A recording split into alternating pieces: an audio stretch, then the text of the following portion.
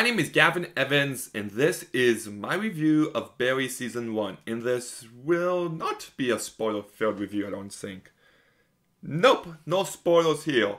But this is a season of television I actually watched before, and I remember not liking it all too much, but then I kept hearing great things about it, and I'm like, you know what, why not? Let's just give it another try, and I'm glad I did, because this is a damn solid season of television. Let's begin talking about the cast, first with Bill Hader.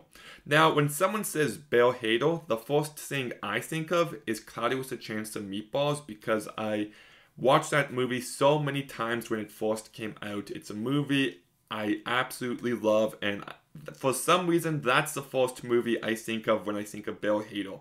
But he was also very good in Trainwreck. He's been the funny friend character in lots of those R-rated comedies, and he does that very well. But there was also a movie that came out in 2014 called The Skeleton Twins that really allowed him to flex his acting muscle, and he does a great job in that movie. But this is his best performance yet. We see a side of him that we haven't seen before. It's an against-world performance from him in every single possible way. Sometimes he has to be very weird and awkward. Other times he has to be the funny guy. Other times he's got to be a badass, and he just does it all so perfectly. You know, I love the nature of this character, that he's a hitman. So due to the nature of that job, he's just emotionally shut down and very cold. But then he joins an acting class, a class that requires him to be in touch with his emotional side, that really just opens the gates for him and changes the way he views everything. Throughout this season, we see him gain confidence and stand up against Fuchs. And there's one scene where everybody is discussing the morality of killing under orders, and Barry gets upset and he just loses it at them. And then I'm just like, oh wow, he just blew it. He just told them what he does. And typically moments like this bug me, because then someone comes in with some kind of contrived nonsense to get him out of that situation. But then the teacher comes in and he's just like, guys, Barry was in the military. I'm just like, you know what? That was a well-written save. And not just that, Bill Hader really sold you on the emotions he was feeling in that moment. So I was really impressed by him. Then you've also got Sarah Goldberg playing Sally, and I think she's really great in this show. If I had to describe her using another character as a reference, I would say that she's the Britta of this show, but she truly is an awful, self-absorbed narcissist. Typically in shows like this, I root for the romance. You want the guy to end up with a girl. You know, whenever I watch The Office, I want Jim and Pam to end up together. When I watch Lost, I want Jack and Kate to end up together. And typically, I would want Sally and Barry to end up together in more shows like this.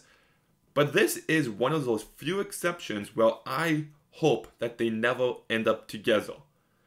I just see these two characters and I'm just like, oh wow, you're both like really bad for each other. Like, Barry keeps rejecting her time and time again, and she keeps pushing harder and harder until he eventually caves and they end up together for a little bit. And then because he opened himself emotionally up to someone, he's not used to that. So he becomes very weirdly clingy and obsessive. And you're just like, oh, this is so difficult to watch. So both characters are heavily flawed here, just making the whole situation all the more complex.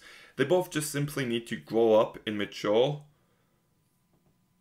But then she just keeps using him time and time again for her own personal gain. Like, I see the attraction and why Barry likes her, but you just don't want this romance to happen. So they both do a really good job in that specific way.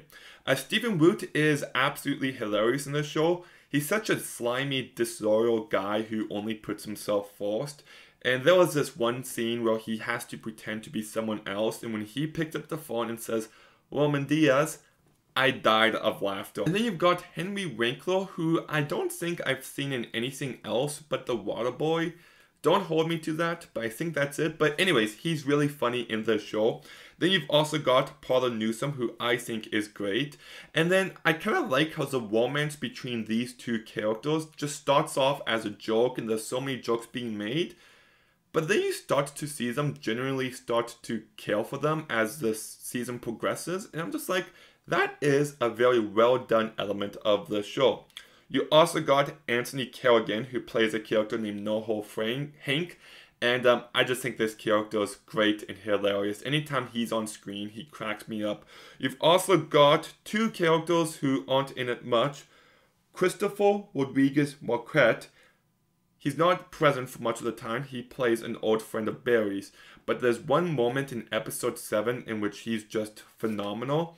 And then you've also got Michael Orby, who's almost, like, I think he's in this season for like 2 minutes.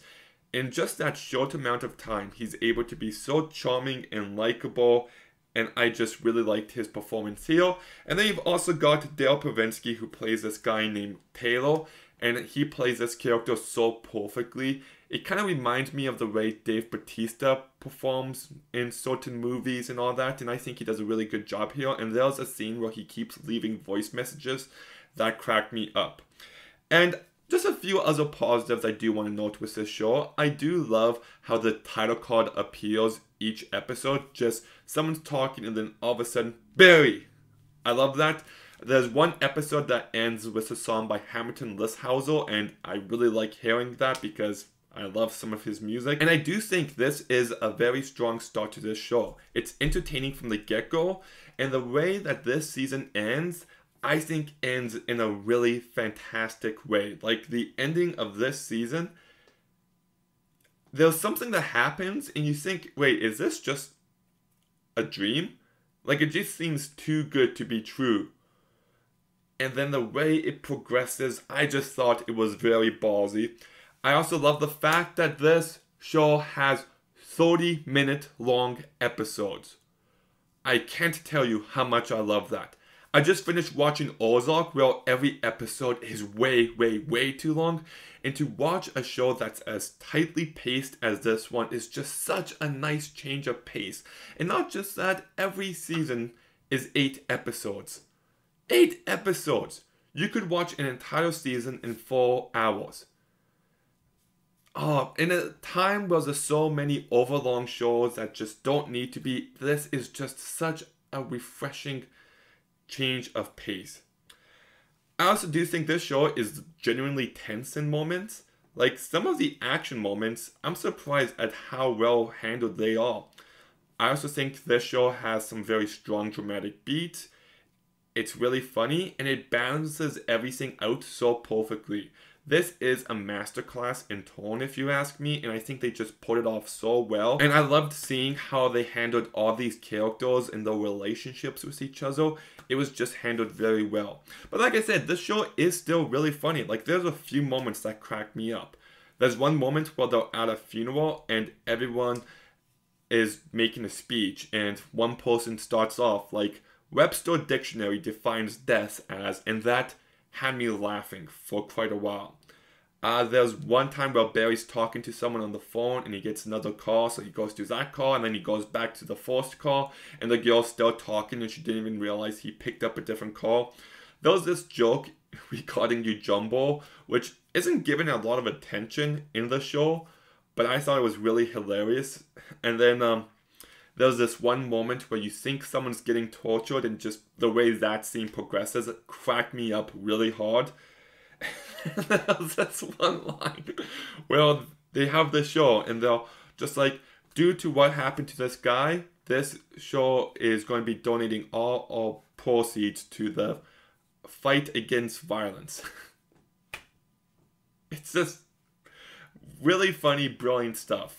My only couple negatives that I have, and there's not many surprisingly, is Barry has these dream sequences, and they didn't really do all too much for me. They didn't add much.